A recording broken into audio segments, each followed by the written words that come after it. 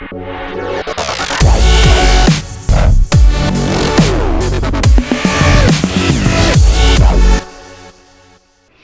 folks, Tim Newman with Soft Light Studios coming to you once again from Columbus, Ohio.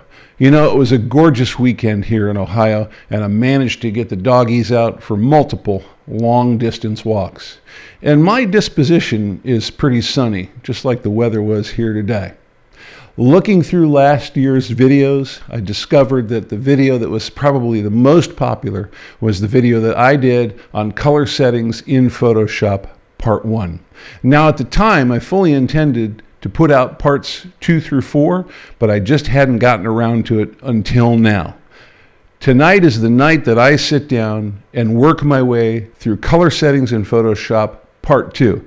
Specifically in this video, we are going to take a look at the difference between a Sine profile and convert to profile in Photoshop, give you some insights as to how both of these commands work, and let you know what we think is the ideal choice for managing your color output.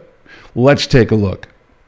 Let's go ahead and hop into Photoshop here. We're going to have a quick refresher, and then we're going to jump right into part 2 of color settings in Photoshop. So as you might recall, the last time we were together on this topic, we were looking at the Edit Color Settings dialog box. Now in this dialog box, I had gone through the Working Spaces section and the Color Management Policies section, and I even provided you with the settings that I use that I think make the most sense in my photo to printed output color management workflow, if you will. And when we were done with all of that, then I showed you how to save the settings that you had made so far and save those as a color settings file. And by extrapolation, you now know that you can reload those color settings from that file at any time. And you can even take that file and move it to other computers that you have Photoshop on and use it there so that all of your computers will be using the exact same color settings choices that you've made here. Now, the thing that we didn't discuss last time we were together was this conversion options panel here, the advanced control panel right here, and this little status indicator right here that tells us whether we are synchronized or unsynchronized in our Creative Cloud application settings. Now, I think all of these topics over here on the right-hand side of this color settings dialog box are equally important, but I also think they're a little bit on the advanced side, and I think they're ideally relegated to a part 4 video in this series because I think there's some other topics that we want to jump into first now that we understand how our working spaces and our color management policies are set up. So let's go ahead and work our way through those 2 topics in our next 2 videos, and then in part 4 we'll come back to this right-hand side, I promise. Okay, so the first thing we want to do is we want to cancel out of this dialog box. And what I would like you to do, you can pick any picture you want. I just happen to have this one open. I'm going to use it. I want you to make sure you have the Eyedropper tool active, and you can typically get to that by using the I shortcut key. You'll notice if you hover and click on this flyout, I've got 6 tools here in my eyedropper flyout. Now, depending upon how you have your toolbar set up, you may or may not have 6 of those. You might have 3 or 4 or whatever. Now, if you don't, just simply come over here to Edit Toolbar and take any ones that might be missing and put them over here. In fact, I'll show you real quickly. I'm going to grab my eyedropper panel here, and let's say that the color sample tool is not there. You can see it's over here, and I'm going to say, oh, I'd really like it to be back over here, and I can put it wherever I want it to be in the order of this list here. I tend to really like it in that 3rd position. I guess I might be a little anal about these things. Once you have everything where you want it, just click on Done, and then it'll be over there in the toolbar. So you can see we now have the Eyedropper tool out here following us around on top of our document. Also, you can see over here on my Photoshop, I have this info panel that's currently open. If your info panel is not currently open, I'm going to drag mine out here and close it so it's not visible. You can always get that by coming up here and going Window, Info, and that'll make that pop up. Now, it might pop up out here separately. It could potentially pop up right here in the iconic toolbar like this, or you might find that it's already docked over here in one of your panels. I typically have mine docked up here right next to my navigator and histogram. I tend to think of it as being there. You can bring it up and put it wherever you want, just as long as you know that this is the panel that we're working with. Now, what I want you to see is as I'm moving around here, I'm getting some measurements off of this document. The first measurement I'm getting up here in the info panel in the upper left-hand corner is the Rgb values. So if I come over here and hover over this white, for example, red, green, and blue channels are pretty saturated. We're looking at 190, 191, 193 out of 255. So not quite complete white or clipped, if you will, but certainly white enough. And if I come over here and hover in an extremely dark area, then you'll watch those Rgb values go down correspondingly to indicate that there's less light in the red, green, and blue channels. You'll also notice as we're moving around that the CMYK values are changing as well. These are representing percentages of cyan, magenta, yellow, and black ink that need to be mixed together to get that particular color. You'll notice in a lot of cases we don't use black ink, and then when we get down into darker areas we add black ink in. That's why it's called the key color in the CMYK process, because it's the one color that helps us really get deep saturated blacks. The other three, cyan, magenta, yellow, are used to blend and make colors out of. Now if I click on any one of these guys, just click on this little eyedropper here, I can say, well, I'd rather see this as HSB color, right? Or click on it again, I would rather see this as lab color, right? So you can inspect against any of the color systems that Photoshop supports. I'm going to go ahead and put this back into RGB color. I can also say, hey, let's take a look at the 16-bit color values, right? Now you can see what the color values would be here for each of those channels in 16 bits. So a lot of flexibility here in this info panel. One other thing I want you to take a look at real quick is because this can be really handy. This is showing us measurements right here. So right now I believe we're in the inch scale. We'll check that in a minute. But here we're up at the 00 position of the document, and down here this document looks like it would print pretty close to about 18 by 26 or so inches. I can also take this and say, well, rather than inches, I'd like to see this as centimeters, millimeters, or pixels, right? And then you can get a really good idea. Like up here in the upper left-hand corner, we'll have a hard time hovering exactly over it, is the 00 pixel. And down here, somewhere in the lower right-hand corner, we'll see the largest pixel address that exists in the picture. So if this were for example, were a 24 megapixel picture, this position up here in the upper left would be 00, and by the time we get down here we would be at 6,000, 4,000, and of course 6,000 times 4,000 gives us 24 million. So the info control panel is pretty handy, and we're going to use it for something really specific here in a second. So let's go ahead and close. Well, let's just create a new document. We can leave this open, it won't hurt anything. We're going to come up here and do a File, New. That's a Command N on the Mac, a Control N on Windows, and we're going to create a new document. Now you can see that in this document we've used 6 inches by 6 inches as our measurement system for a past document at 300 pixels per inch. I'm fine with all that. It really doesn't matter for what we're about to do. It'll work fine for this example. We are in the RGB color mode, as we most often are, and as you know, if you've watched any of my videos, I typically always work at 16-bit depth. Background in this new document is going to come out being transparent. For what we're about to do here, doesn't really matter to me what it is. What does matter to me here is this color profile that we're about to pick. By default, you see here that the last thing I used was ProPhoto RGB. That's pretty much to be expected with me. If I click on this drop down, you can see that right below my working RGB color space of ProPhoto RGB, I have Don't Color Manage, which is what I want to pick here. I don't want this document to be color managed, because I really want to go through an exercise here that shows you what happens with these profile tools. So we're going to go ahead and create that blank document, and there we have it, our new 6-inch by 6-inch document. I do want to draw your attention to one thing real quickly. Look up here at the tab bar for this document. So it's named Untitled 1, and it doesn't have an extension because it hasn't been saved yet. We're viewing it at 50%, and that's not 50% zoom ratio. That's 50% of the pixels that are in the document Currently, we are on layer 1. Well, of course we are. There's only one layer in the document, so that one makes sense. We can see that we are in the RGB color mode at 16-bit bit depth. All of that makes sense. What doesn't make sense is, what is this pound symbol doing right here, right? What's that all about?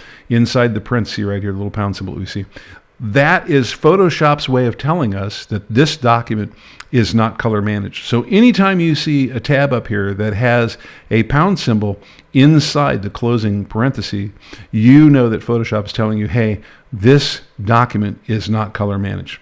What we're going to do now is we are going to fill this document in with a solid color. And the color we're going to use is right over here in the foreground color indicator. Now, normally I would just grab the paint bucket tool with the G key, and I'm assuring that I have the correct paint bucket tool here. That bucket that I want looks just like that. And I would just go ahead and fill that in. But before I do that here, what I want you to do is take specific note of the color that we're using here. Now, we're not doing anything special here color-wise, other than I want you to note the values that we are using for this color. And in this particular case, we're going to just pay attention to the RGB values, because those are the ones we're going to track going forward here. And just note that red is at 194, green is at 57, and blue is at 18. Those are the three channel values that we are aggregating together here to come up with this red color that we want. You might just jot those down on a notepad or put them in notes on your computer, whatever, so you can refer to them as we move forward here. But just note that we're using 194 red, 57 green, 18 blue. So, okay, we'll stick with those. And we're just going to click here in the center, and our document is now filled in with that red as we expected. Nothing exciting or out of the ordinary there. But what we are going to do now is we're going to take a look at using a new tool that we just loaded over into our toolbar a little bit ago, and that's this color sampler tool. So if I come over here to the eyedropper and I just click and hold down to get the flyout, you can see that color sampler, as I just noted a few seconds ago, is in that third position. Now I can get to that by hitting the I key over and over and over again, or I can just click on it now that I'm right here. And you can see it looks just like the eyedropper icon that we saw a minute ago, except it's got a little crosshairs target right above the little eyedropper itself. And if I click on that, I'm now dropping a target onto this document. And that's not a printable target. It won't be in the way when we save it. But when we come in here and take a look at Photoshop, we'll be able to see this target. And you'll also notice over here in the info panel, we now have a target 1 listed right here. And you can see that, in fact, red's 194, green's 57, and blue is 18, just as we said it would be. And it will keep track of that for us. And that's what we're going to use to help us really understand what Photoshop's doing when we come in here and run either these assign to profile or convert to profile commands. So let's go ahead and take a look at the first series of those now. So the first thing we're going to do here is we're going to come over here to the edit menu, and we're going to do a convert to profile. And we're going to take this unmanaged document, right?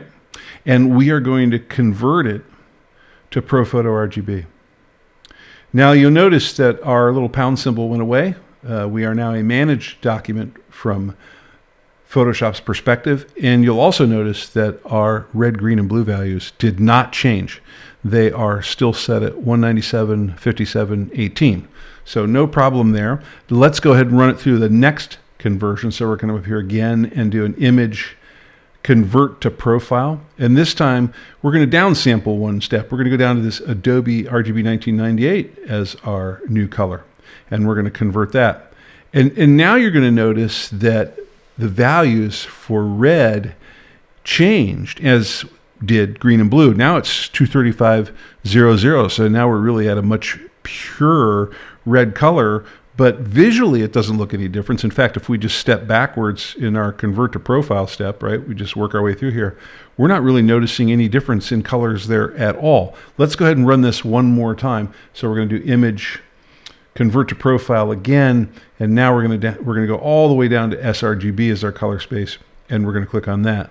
And now you can see that in Srgb, well, we were really at a saturated red. We got that red channel turned all the way on. Green and blue are still off. But as we step backwards here through those convert to profiles, you can watch those RGB color values change. So what Photoshop is doing for us in this convert to profile is it's changing the values of the colors in each of these channels here in order to make them map out and look correct in each of these color spaces. And as much as Photoshop can, and understand there are some color gamut limitations, obviously, it's going to try to keep that color looking the same no matter what color space it's going to. Now, we're going to see this a little bit more depth coming up, but I just wanted you to see what Convert to Profile did. So it changes the color values of the numbers, but it keeps the meaning or the intent of the color the same. Now let's go back to where we dropped the color sampler in back here in history. So we're going to go back to new color sampler. That takes all of our conversions out. Now we're going to come up here and we're going to do an edit assign profile. And we're going to get a warning right away. It's going to say, hey, if we do this assign profile, you're probably going to change the appearance of the layers here. Is that okay? Yep, so fine. Now what I'm going to do is I'm going to change the profile here, and I'm going to change it to ProPhoto RGB, right? You notice no difference. And in fact, as we look up here at our RGB values, 194, 57, 18, hasn't changed. Probably indicates to you, if you're thinking about it, that under the covers, an unmanaged document in Photoshop is always mapped out against the ProPhoto RGB color space, which is kind of interesting because that's the exact same default color space that Lightroom uses as it's installed, and you can't even change. Now let's do another assign profile. This time we're going to step it down one. We get that same warning. We're going to get that every time. We're going to step it down to this Adobe RGB, and we're going to go to a little bit smaller color space. Now you can see that the color has shifted. When we did Convert to Profile, there was no color shift, but there was a shift in the RGB values. When we do Assign Profile, there is a color shift, but there's no change in the RGB values, right? So what we're doing is we're actually taking this color here and we are keeping its color values the same, but by keeping the color values the same, we are shifting the interpretation of the color based on the color space that we're going to. Let's do this one more time. And what we're going to do here is we're going to do an assign profile. We get the warning again. And this time we're going to take it down to Srgb. Now you can see an even further loss in color. But again, looking at our color sampler pointer that we've locked in here, you can see that our color values stay the same in all three of these profile assignments. So that's very interesting. And what you should extrapolate from that as you're thinking about it is, wow, Convert to Profile is probably the way the vast majority of times I want to go when I am changing a document from color space to color space. Specifically, if I'm done editing a document and I'm like, all right, I'm going to save this as a JPEG for the web. I want to do a Convert to Profile for Srgb. Now I'd like to save it for print. Well, now I'm going to save it as a TIFF file with Adobe RGB 1998 as the color space, using again that Convert to Profile command. So that's going to give me really nice color translations between the different color models, a minimal amount of color shift, almost imperceptible, as compared to that assign profile. So Convert to Profile is the one you want to use most of the time. Assign profile is really what you want to do in situations where you're bringing in documents where there was no color space maybe associated from the very starting, like a film scanner or a flatbed scanner, something like that. You'll find that there are times that you want to use that. So there's the difference between the two in a nutshell. I'm going to run you through one more example here in a minute that I think will make this even clearer. So I want this next example to be a little bit more real-world concrete. So I'm actually using a photograph that has been taken of a painting. Now you can follow along at home with any photograph that you might have, but my recommendation would be look for something that's really richly saturated at the far end of the color spectrum, if you will. These bright reds here definitely do that. Really bright saturated greens, bright saturated blues, anything with a pretty wide rainbow spectrum of colors where the colors are really bright and intense, I think will work well for this demonstration and really underscore the difference between these two profile altering commands within Photoshop. So here's what we're going to do. We're going to take this photograph and we're going to run it through all of the different profile changes that are available to us. And we're going to do it using both the assign approach and the convert to profile approach, but we're going to save it each time. So in the end, we can load all of them and make a comparison between them and see. Now, the first thing I want to do is get rid of these other documents that are open. I'm not going to need this one anymore, so I don't need to save it. So when ultimately we're done here, we can look at the 3 different versions of the assign command, and then we'll look at the 3 different versions of the convert to profile command. So we're going to take a look at the convert to profile ones first. So I'm going to take this image right here, which I can see is not managed at the moment, and I'm going to go ahead and I'm going to do an edit, and I'm going to do a convert to profile. And then I'm going to go ahead and change this to ProPhoto RGB as the first conversion we're going to do.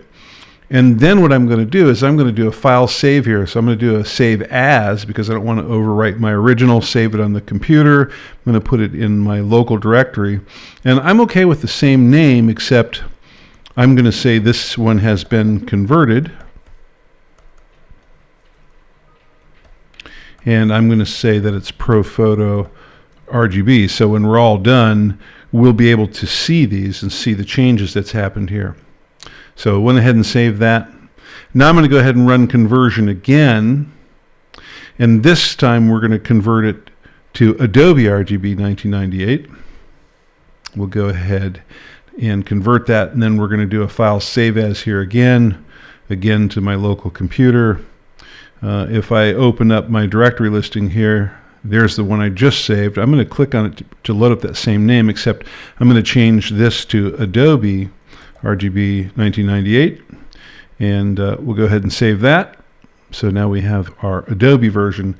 We're going to run one more conversion here, and this time we're going to change it to Srgb. That's our really small color space. And we'll go ahead and do a file save as one last time, again to the local computer. This time I'm going to say Srgb. So all said and done, I have 3 versions of this file out here now, each one with a different conversion. So I'm going to go ahead and close out this document. I'm going to do a file open, and then I'm going to load up all 3 of my different conversions at the same time. And what we're going to do is we're going to use the embedded profile for each of these so that we make sure that we don't change them, right? We want to keep them the way we just saved them. And now you see we do in fact have a version here that's in Srgb, a version here that's in ProPhoto RGB, and a version here that's in Adobe RGB 1998. So each of these documents, if we output them and we took the Srgb one to the web, that's the look that we should expect. The Adobe RGB 1998, if we save this and we printed it, that's the way we should expect it to look. And of course the ProPhoto RGB one, that's the way we should expect that to look. Now, I think in order to make this exercise make the most sense, we want to come up here and do a window arrange. And then I would like to do this in a 3-up vertical. So now we have all 3 documents sitting here side by side. And we can move around a little bit in each of these documents and kind of make sure that we're looking at the same area of the document. Come down here to some of these lighter blues and greens in here. We're seeing reds on the peripheries. It's safe to say that you can't see the difference in these 3 documents, that the convert to profile has done a really good job. And each of these individual documents is going to either display or print well on a device that uses that color space. So I think that works out really, really nicely. Now let's go ahead and just close all these down. So I'm just going to X out all these tabs. I'm going to go one more time and I'm going to open up my original abstract painting again. This time I'm going to bring it in as not color managed one more time. All right. And I'm going to go ahead and run through assign profile changes of the profile here. And so we'll do an assign profile this time. This time we're going to take it and change it to ProPhoto RGB. And we're going to go ahead and do a save as, so we have a copy of that document, again locally. And I'll just pick on any of these. Actually, it's easiest to pick on that one, right? Because it's ProPhoto RGB, and I'll just change the word converted to assigned. and save that. Okay. And now I'm going to do another assign profile, and this time I'm going to go to Adobe Rgb 1998, and we're going to go ahead and do a file save on that. And I think before we even get done here, you can probably forecast the results that we're going to see here. So I'm going to grab this one this time, and I'm going to change this to assigned. So we now have a version of the document. Oops, wait a second. Did I name that wrong? Oh, no, I didn't. So let's go Adobe Rgb 1998, got it, assigned, and save that. Yeah, we're good. Just a fat fingered that last one. And then last but not least, we're going to do a assign profile one more time, and this time we're going to go to the Srgb color space, and let's do a file save as on that. We'll come out here real quickly. I'm going to grab, just because I'm reusing the names, that's the only reason why I'm grabbing these files. So that's the Srgb one, and I'm going to change this to assigned. So now I've got 3 more files out here, and these are all the assigned versions. Now, just to be clear, I'm going to close this one down, and I'm going to do a file open to open up my 3 assigned ones here. So there's assigned Srgb, ProPhoto RGB, and Adobe Rgb 1998. I've selected all 3 of them, and I'm going to open them up. And again, I want to make sure I'm using my embedded profile instead of the working space profile, so we don't lose those changes. And you can see pretty quickly as you pop through these the differences between them. I'll flip them into order here real quickly. Come on. Come over here to the end of this tab sec. There we go. So there's the Srgb, pretty squashed color spectrum there. Adobe Rgb 1998. It's crunched down a fair amount, but not as much as Srgb. And there's the ProPhoto RGB version. So as you look through these real quickly, you can see the result of using assigned profile instead of using convert to profile. So let's think about that just one more time here before we kind of close this up and we get out of here. The convert to profile is going to change the color numbers for the colors that are in there, but it's going to maintain the meaning, or should we say the hue, saturation, and brightness of the color. It's going to try to keep that as close to the original intent as there was in the image, whereas the assign profile is going to keep those color numbers the same, but because they are different color spaces, those color numbers equate to different colors in that color space.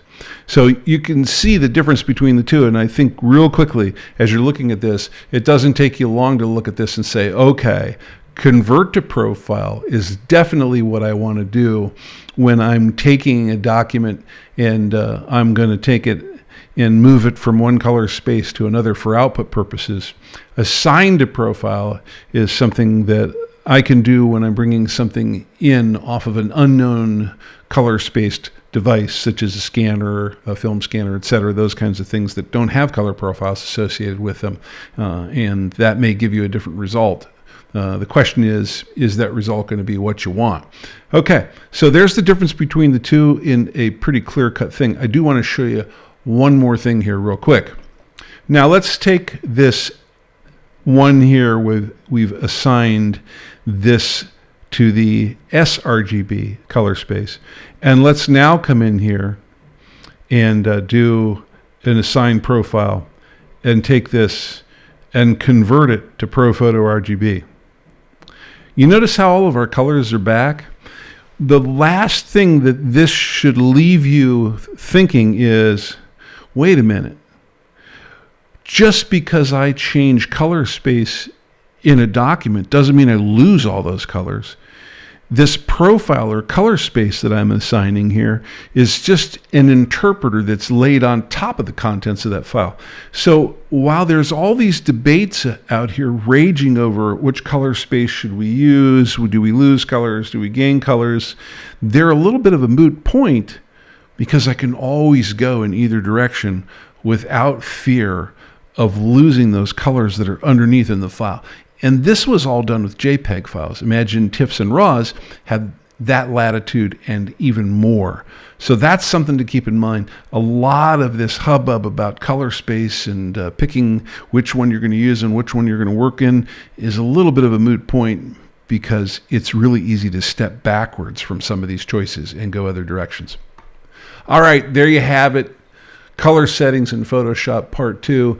Hopefully this really unwound for you the difference between those two profile conversion commands in Photoshop, gave you some insights into how images map to color spaces as they're converted, and also kind of freed you from the fear of picking a color space, because you know now that no matter what you do, there is an exit strategy, which is really cool.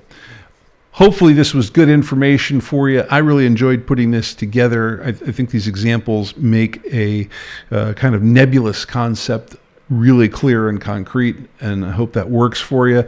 We're working on Part 3 yet this evening, and tomorrow I imagine we'll have it up in the next 24 hours max, so we can keep moving forward with this series and get it wrapped up. Hope that you're staying home, you're staying safe, and you're staying healthy, and that you're thinking about photography and getting back out there at some point in the future. And I'll wrap up with my normal closing. Remember, learning equals skills. Practice equals mastery. We'll see you out there soon. Have a good night.